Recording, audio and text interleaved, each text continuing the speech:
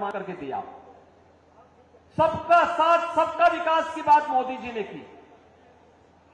और बहनों और भाइयों, एक तरफ सबका साथ और सबके विकास की भाव, सुरक्षा सबको, लेकिन तुष्टीकरण किसी का नहीं। हमने तुष्टीकरण नहीं, संतुष्टीकरण पर ध्यान दिया।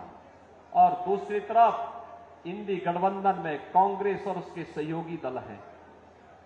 सुबह से लेकर शाम तक एक नया झूठ और एक नई अफवाह फैलाते हैं। जब सत्ता में थे तब कुछ नहीं किया, तब हिंदुओं की भावनाओं के साथ खिलवाड़ किया। तो उस समय लोग क्या कहते थे?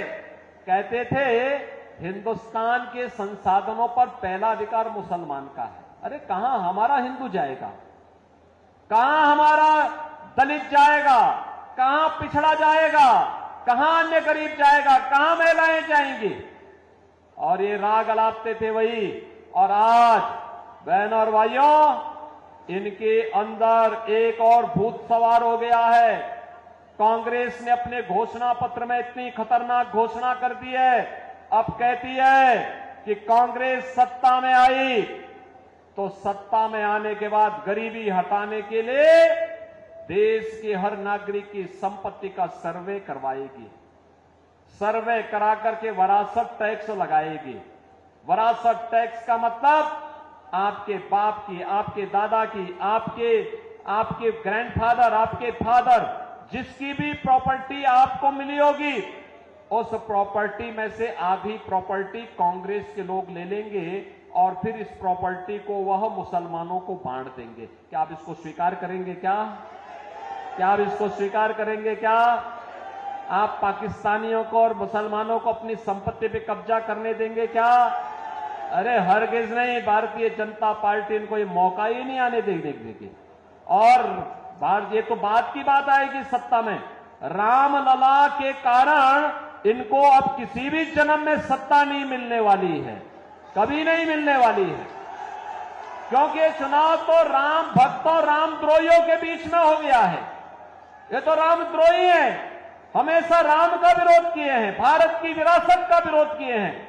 इनको सत्ता कभी नहीं मिल सकती है। और यही कहने के लिए आज मैं आपके पास आया हूं।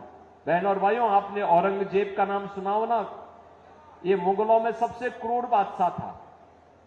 औरंगजेब, कोई मुसलमान भी अपने पुत्र का नाम औरंगजेब नहीं रखता, मालूम है ना आपको? इसलिए नहीं रखता, औरंगजेब ने सत्ता के लिए पहले अपने भाई की हत्या की और फिर अपने बाप को भी जेल भेज दिया। बाप उसका पानी के लिए तरसते तरसते मर गया। वह औरंगजेब था। और अब औरंगजेब की आत्मा कांग्रेस के अंदर घुस गई है। इसीलिए वह विरासत टैक्स के नाम पर जजिया कर आप पे लगा रही है। ये जजिया कर औरंगजेब ने ही भारत में लगाया था। कहा था कि या तो जजिया कर दो और नहीं तो मुसलमान बनो। और कांग्रेस भी यही करना चाहती है। क्या आप इसको स्वीकार करेंगे? क्या आप इसको स्वीकार करेंगे? क्या हम भारत को विभाजन की ओर ले जाएंगे? क्या? अरे राम जन्मभूमि का जो पुण्य आपके साथ जुड़ा हुआ है, आप भी कह सकते हैं, सिरसावासी भी कह सकते हैं कि हमने तो यहां से कमल खिलाने का काम पिछली बार भी किया था।